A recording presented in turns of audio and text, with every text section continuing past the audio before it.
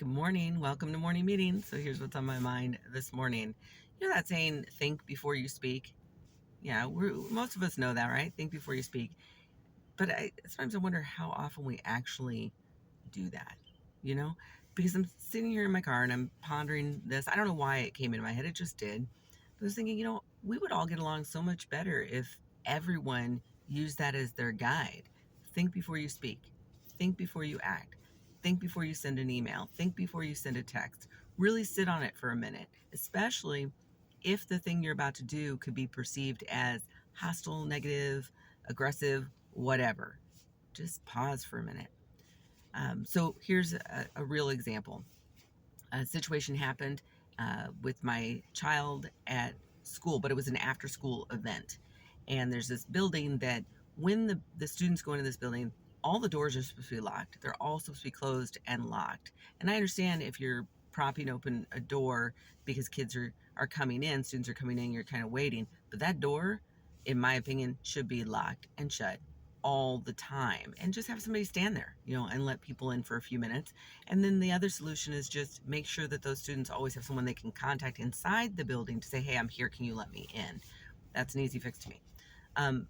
So the other night, that didn't happen. And so the door was propped open when I dropped off my child, and I wasn't happy about that. And I wasn't happy about it because during our one act season, someone came into that space and the students felt very unsettled, threatened, scared because of the behavior of the person who came into that space. And they got into the space. Why? Because the door wasn't shut and locked. And so I thought we dealt with this then, at that time, months ago. And then this happened. And I had to take a breath. I had to be like, okay, my normal reaction would be, I'm going to shoot off this email to the person I know who's in charge and ask them to check on this and make sure that this isn't happening.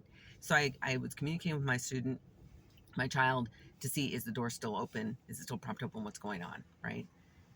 I drafted the email. I did not send the email. I drafted it so that it'd be ready if I needed to send it. I was waiting to hear back from her.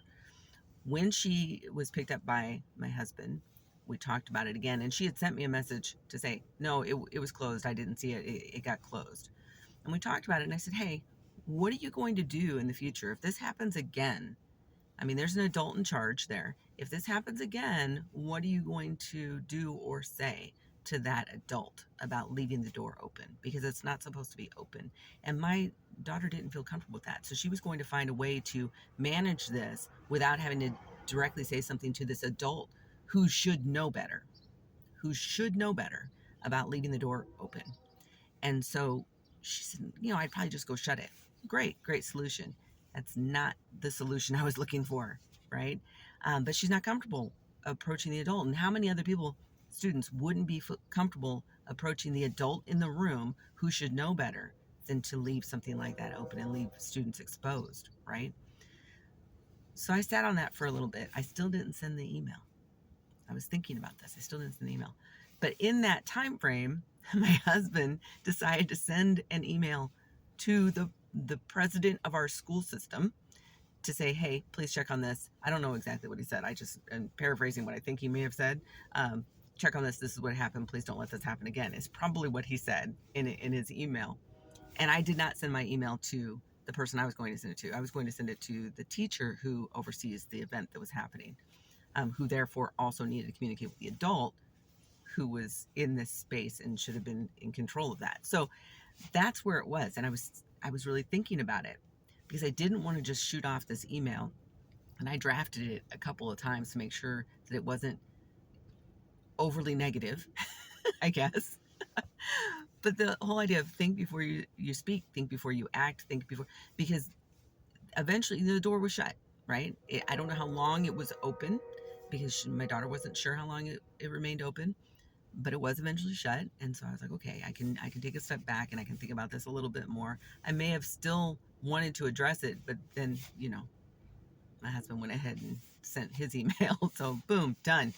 But the whole point is, how often do we spend time really thinking before we send that text or that email or communicating whatever message to the person we need to communicate it to, particularly when it could be perceived as threatening, hostile, aggressive, negative, whatever, however that person's going to potentially perceive it. I think just we would get along a lot better if we put ourselves in their shoes and thought from their perspective. So that's what's on my mind today. What about you? How would you handle a potentially negative situation? It could be like the one I explained, or another one. What would you do? Leave a comment. See ya.